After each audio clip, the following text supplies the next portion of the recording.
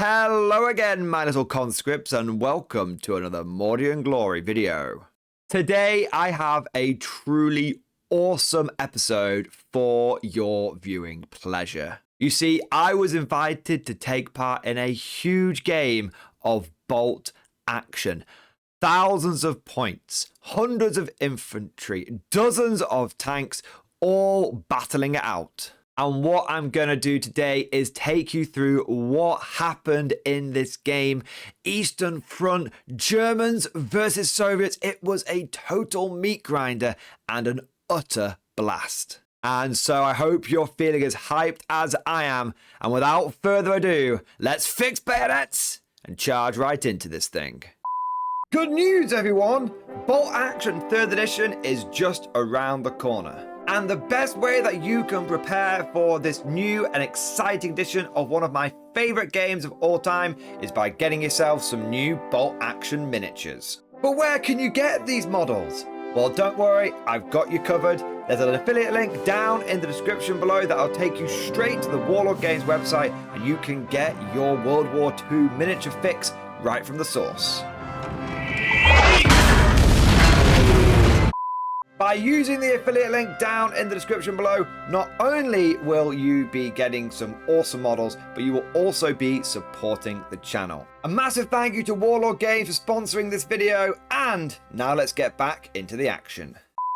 First things first, I want to say a huge thank you to Dan and Neil, who were the organizers for this event and for inviting me along. This is, without a doubt, the most fun I have ever had playing Bolt Action, and it has completely opened my eyes on this game. Not only is it great for playing those match play games, but it really is so much fun delving into those bigger battles and those historical games as well. You see, not only was this a big battle, but also we were actually recreating an important moment in World War II history. This was going to be Operation Bagration, with the Soviets pushing through a last-ditch defense of the Germans. I ended up playing on the Soviet team, which was a surprise to be sure, because I normally end up playing Germans, but a welcome one. I have a big Soviet army that I've been painting up, and it was really fun being able to feel the full might of the Red Army. And I was put in charge of commanding the forces in the Northern Front. I was commanding the Baltic Army. And my mission was simple. I had to punch through the German defenses, capturing as many of the villages along the way. Each one of the buildings that you see on the map had a little label with it, representing a historical village or town or sort of settlement. And I had to punch through the German defenses, capturing as much territory as possible. And most importantly, I had to get over the river, which was being defended by a lot of very well dug in Germans. Of course, I wasn't the only Soviet player. There were two others on my team, Joe and Connor. Whilst I was on the right flank, they were in command of the center and the left. In the center was a load of minefields, which proved a really difficult obstacle. But on the left, we actually started the game with a little beachhead across the river. And this meant that we could get into the Germans' defenses early on, and that was definitely where some of the fiercest fighting took place. The Germans knew that if that beachhead got expanded, it would spell doom for them, and the Soviets knew that that was a key point in the battle. As for the Germans, there were 4 players on their team, and their mission was simple. They had to hold the line no matter the cost. Because the further that the Soviets advanced, the further that they could bring their reinforcements on. You may notice on the pictures that there is a piece of string going across the front of the Soviet lines. This was the front line, the point of contact. And at the end of every turn, depending on how far the Soviets had advanced, where their furthest units were, that string got pushed forward. And when it came to bringing reserves on, the Soviets could bring reserves on the front line. which meant that we could really start exploiting any breakthroughs that we had. And for the Germans, any reserves they brought on had to always be 8 inches back from that line. So they want to try and stop us from advancing, because if we do, we can start sending like tanks right into the heart of their forces, and also it's going to make it harder for them to get their reserves where they need them. But just before we get into the action, I know I'm blueballing you guys. You just want to know what happened, but bear with me for a few seconds. There's a couple of extra game mechanics I just want to speedily run you through. Firstly, you may notice that there are little round tokens on the table, some with the hammer and sickle, some with the German cross. These represented reserve units coming in from the battlefield. On one side, you had each faction's symbol. On the other side, which couldn't be seen, you had the unit that was being brought in. So both sides knew where enemy reserves were coming, but they didn't know what those units were, which made for a very interesting dynamic. On top of this, when it came to pulling dice out of the bag, well, that could have got really messy, right? Because there were dozens and dozens of units involved. That would have made for a huge, weighty dice bag, and who would have known whose dice were whose? So there was a really clever mechanic that was being used where essentially you worked out which player on each side had the most dice. So let's say out of the 3 Soviet players, someone's got 14 dice, someone's got 15 dice, and someone's got 18 dice. Well, you would put 18 Soviet dice in the bag. And let's say on the German side, the most dice one player had was 16, then you'd put 16 German dice in the bag. Then when you pulled dice out of the bag, if you pulled a red one out, it meant that the Soviet team, each player could activate 1 unit. So in our case, 1 dice getting pulled out of the bag represented 3 to 4 units that could be activated, because we had 3 players, but there was 4 armies that were being used. As for the German side, every time they pulled out a grey dice, they could activate 4 units, 1 for each player. This worked perfectly.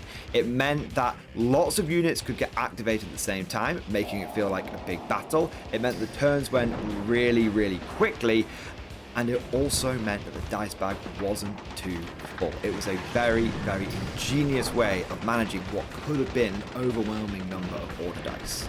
But that just about covers everything you need to know in the pre-game setup. Now let's really get into why you're all here. Let's get into the big battle. So for the first 4 turns, the Soviets were allowed to use about 35% of their total army, with the rest being kept in reserve.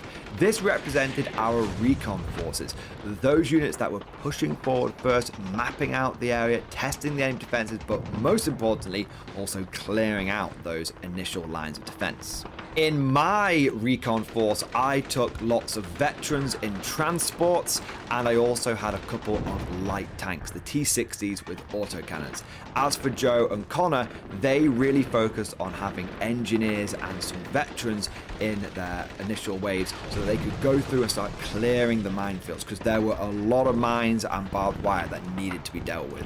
As for the Germans, their initial forces were made up of the frontline defenders, and these typically consisted of a lot of machine guns. There were MG42s, MG34s, machine gun pillboxes, you name it, they had it, and they were laying down a withering hail of fire whilst the Soviets ground forward trying to clear the initial line of defenses. At first, the Soviet advance went well. Over on the right flank, I conducted a lightning offensive, pushing forward with my veterans and with my T-60s, and I was actually able to take the initial village, as well as outflank round some of the German defenses with one of my T-60s, and also begin taking the second village as well. Likewise, over on the left flank, the initial waves of Soviet infantry supported by Zis guns did manage to get to the barricades being defended by the Germans, and several successive bayonet charges and close assaults were thrown back, and the Germans were under significant pressure on both of these flanks. However, in the center, The German defenses were just too tough. In front of every well-manned trench line, there was barbed wire. And in front of all of the barbed wire, there were minefields. I did try an initial push with some mechanized veterans, but they were almost completely annihilated trying to go across the minefields. And the only units that had success were some of Connor's engineers, who slowly but surely diligently cleared through the minefields and began to flank round the side of some of the defenses in the center. And after some initial gains, the Soviet flanks really started to bog down and struggle as well. On my right flank, initially we took those villages, but we just couldn't crack those German defenders, and multiple machine gun teams were just scything down the infantry, even though they were veterans that were pushing forward. And on the left flank, despite furious and tenacious attacks by the Soviets, a well-timed counterattack by some German veterans actually managed to push out the Soviet attackers and nearly pushed us back over the river. And by the end of this initial stage of the battle, German team was feeling quietly confident. Those foolish Soviet pig dogs had been thrown back, and the might of the German army had been on full display for all to see. Everywhere the Soviets had attacked had held, and though some initial territory had been lost, of course that could be reclaimed with a German counterattack. Sadly for the Germans, they were soon to have their reality checked, because as we entered the middle part of the battle, the main Soviet army arrived.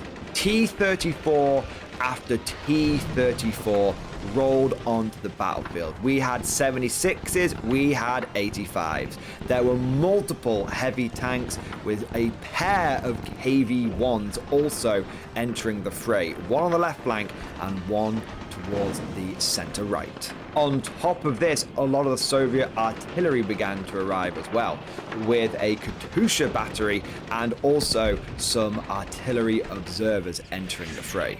And where I was in command on the right, not only did we have tanks and artillery, but I had brought buttloads of infantry. Where my comrades had focused on veteran and regular infantry, I had crammed into my list every goddamn inexperienced rifleman that I owned. And what was, I would say, most significant is in this middle phase of the battle, the Soviet team began to coordinate a lot more. In the first few turns, we had kind of just been doing our own thing. I'd been pushing on the right, Joe had been pushing in the middle and the left, Connor had been pushing in the middle and the left. And then when it came to the middle turns, when our reinforcements came in, we coordinated by making sure that we concentrated our reserves, and we did it the right way as well. Normally, when you have an area of the battlefield that's struggling, it's instinctive to put your reserves there to try and stabilize or make something happen in that area of the battlefield. But we did not do that. We actually saw where progress was being made, which is on the flanks, and that's where we brought in the majority of our reserves. A few units ended up going towards the center, but that was more just to keep the Germans busy. But despite this initial injection of men and materiel, the Soviet advance struggled. On the left flank, wave after wave of infantry was sent forward, and wave after wave of infantry was thrown backwards and cut down. This is where some of the heaviest Soviet casualties were, and this is where we'd actually managed to get to the German defenses early on. It is a testament to the excellent defensive work of the Germans that despite the overwhelming numbers that were thrown at them on that left flank, they actually did really well, and the Soviets struggled to make any progress there over the course of this middle part of the battle. As for the center, gains were being made, but very slowly and incrementally. And in fact, what was really happening is it was more like the sides of the center were being eroded away, because the central defense themselves was so strong that anything that tried to go down there was just getting thrown back. Special shout out to Connor here, whose engineers slowly but surely and diligently took first the house, then the bunker, and then began working on the German built-in medium anti-tank gun defenses and also slit trenches. It was a grinding advance, and it took flamethrowers, body armor, light machine guns, and everything that those engineers had, but bit by bit, they did grind forward.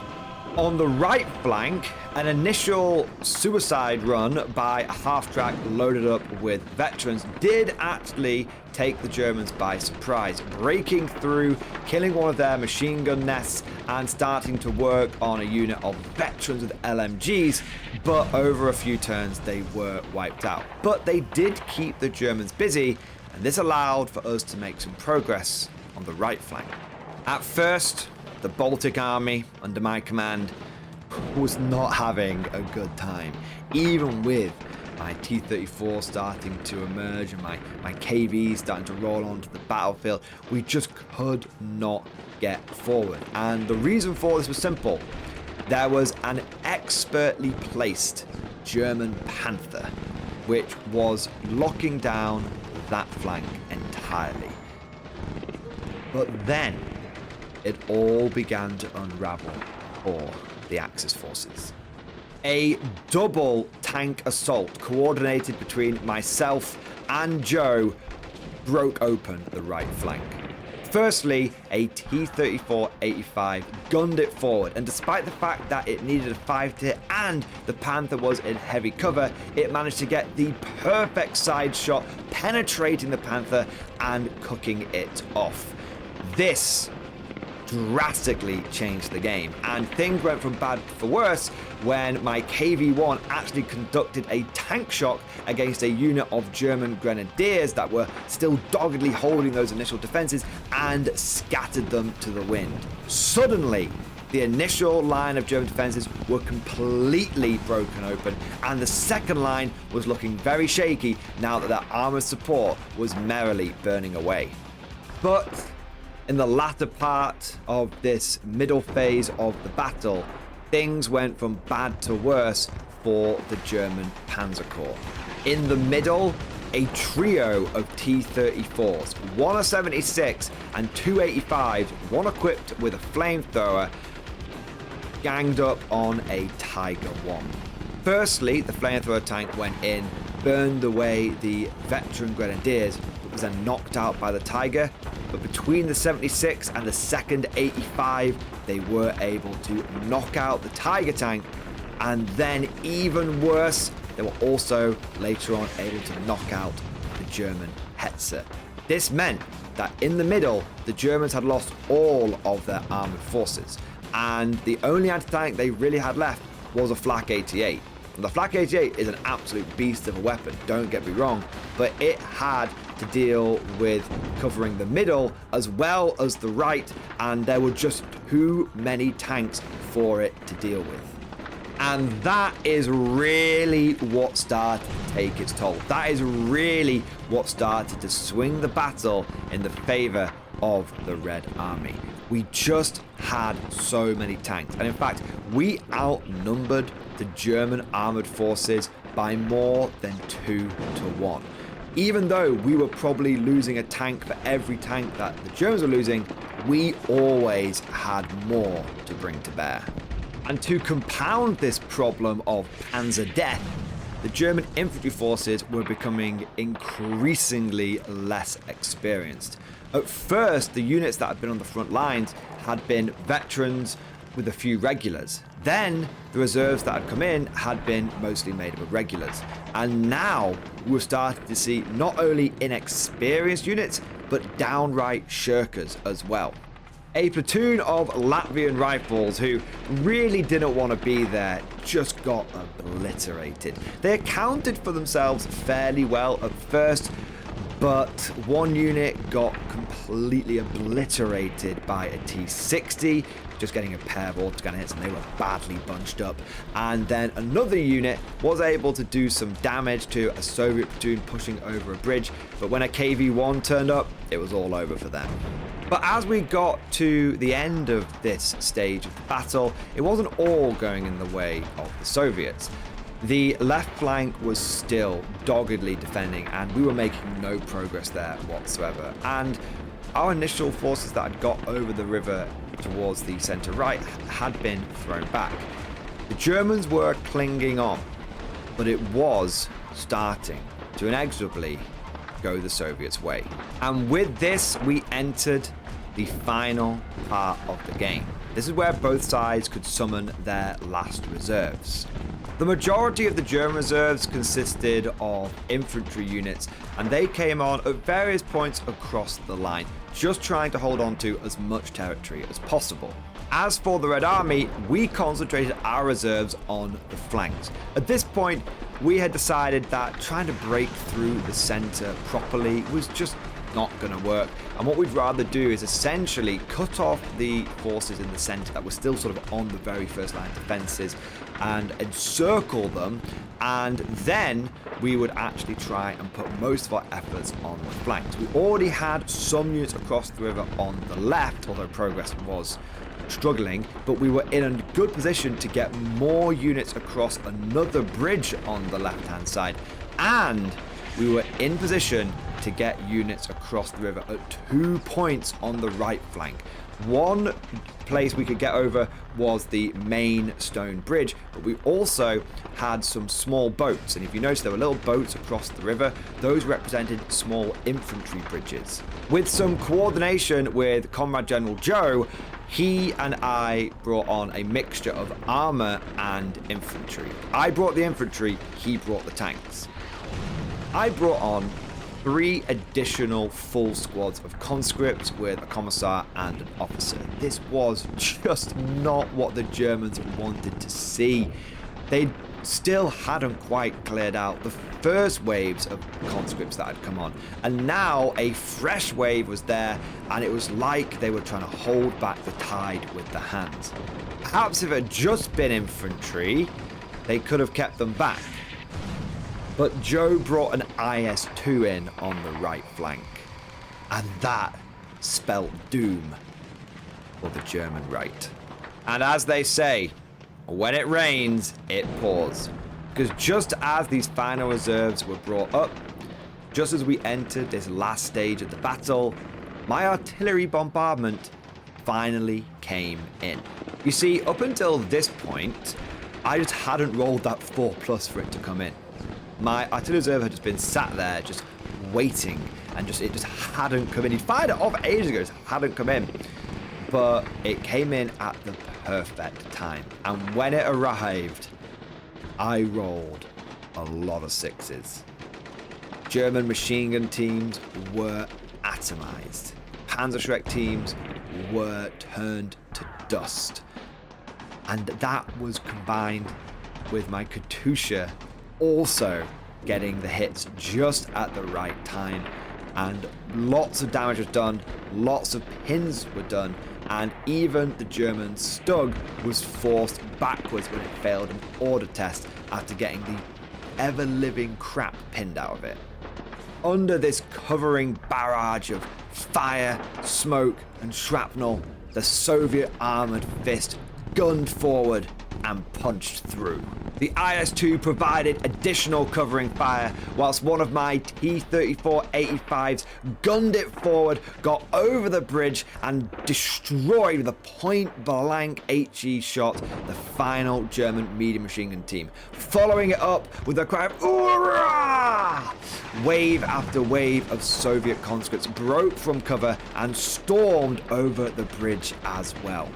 On top of this, we sent in 2 waves of Soviet infantry over the boat/infantry bridge, and we were able to rout the German grenadiers defending it, getting over the bridge there and securing the village on the other side of the river.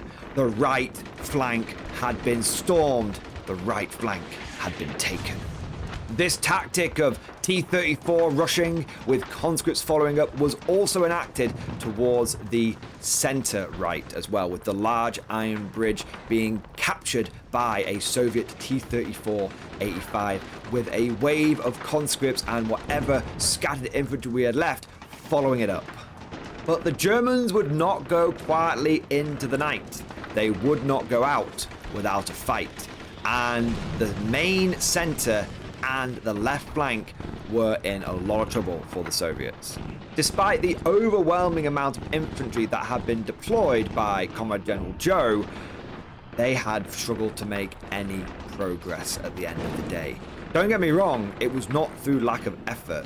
We tried the extreme flank, that got thrown back. We tried throwing assaults onto the barricades, they got destroyed. Despite all of the blood and effort though, the Germans held the left fairly convincingly. There was one very important exception to this though, and that was Comrade Connor and his armored push. His KV-1 and infantry had been slowly, doggedly moving up over the bridge, the stone bridge, and they actually were able to take it and form a bridgehead on the other side.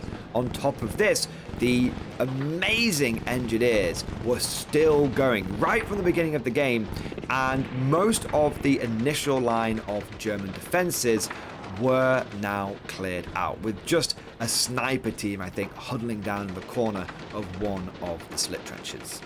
I want to give a shout out to Comrade Connor actually, because he just worked away on his flank and he produced some really good results. And whilst Joe and I were trying to coordinate a bit more on the right, he was able to look after himself, and he did actually get across that stone bridge through his own tactics and his own efforts. And considering this was his first ever game of bolt action, that deserves a proper round of applause. So don't forget to do some 07s down in the chat for Comrade Connor, because he did really, really well.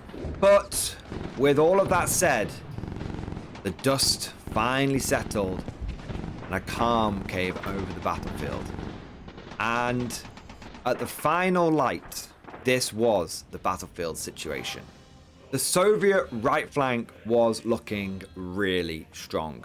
We had got over the river in 3 separate places, and that was with armor as well as infantry.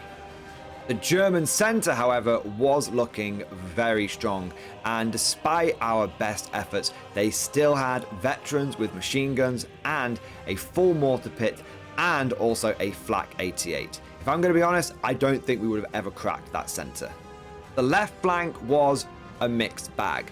On the far left, as I've said, we didn't really make any progress. But in the center left, getting over that stone bridge, we did have a very workable beachhead, and there wasn't a lot of anti-tank that the Germans could bring to bear. They had maybe the one Panther, but we still had a T-34 and a KV-1 there. And taking all of this into account, all of the players agreed that, especially considering that we all had a ton of fun over the day, that we should call it a straight up draw. In some areas, the Soviets have done really well. In other areas, the Germans have done really well. In some areas, the Soviets have got across the river. In other areas, we barely made it an inch. And overall, I just had so much fun. This was, without a doubt, the best game and most fun I've ever had with bolt action.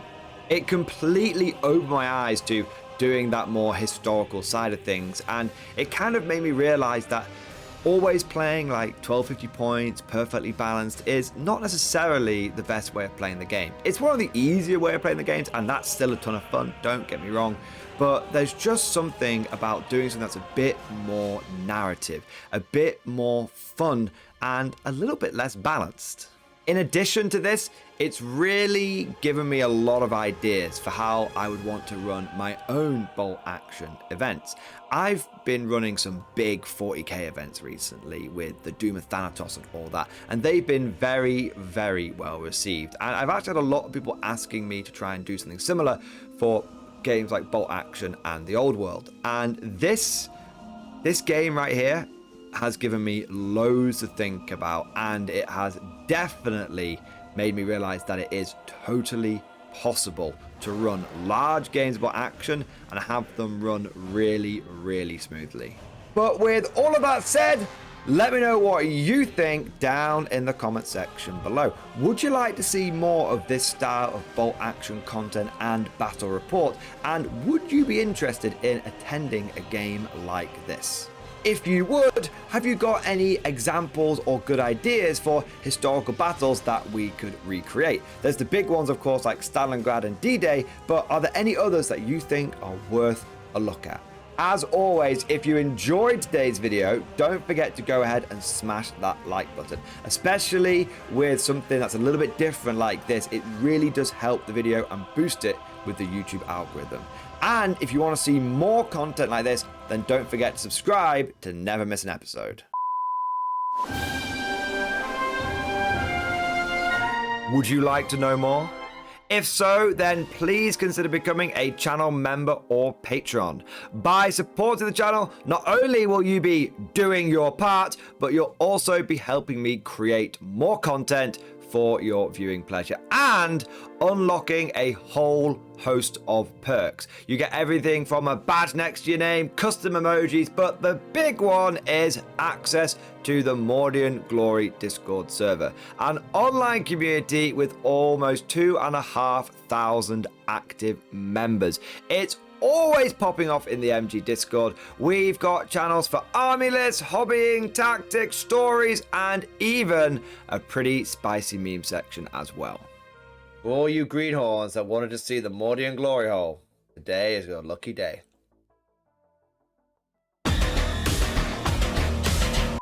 And joking aside, I do want to say a massive thank you to all of the current channel members and patrons. You guys are amazing. Truly the lifeblood of the channel. I could not do Mordian Glory full time without the incredible and generous support of my members. So thank you guys so much. And last but certainly not least, I want to say a personal thank you to all of my top tier Patreons.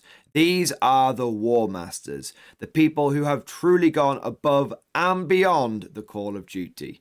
So a heartfelt thank you to Alex Dengal, Bon Vert, Lord Pryor, Mark Panconi, RJ Scorpion, Swordfish Trombone, Try Again Bragg, John Stubbs, Nick Walsh, Diesel Fox, and August Barney. Seriously, guys, thank you from the bottom of my heart. Your support is incredible and it makes a huge difference. Thank you so much. That's all for now. Hope you've all enjoyed today's video. And of course, as always, I'll see you guys next time.